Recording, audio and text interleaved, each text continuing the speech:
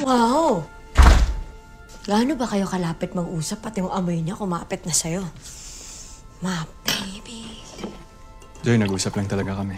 Oh, uwi ka pa. Sana nag-usap na lang kayo maghapon magdamag.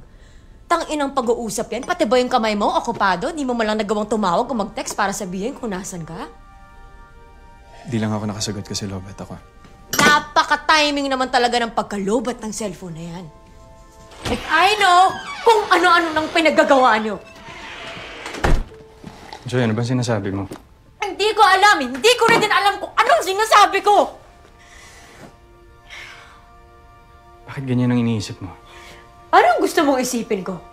Nagtitigan lang kayo? Kumain lang kayo? Nagkape? Nagkamustahan? Niyakap ka ba niya? Hinalikan mo?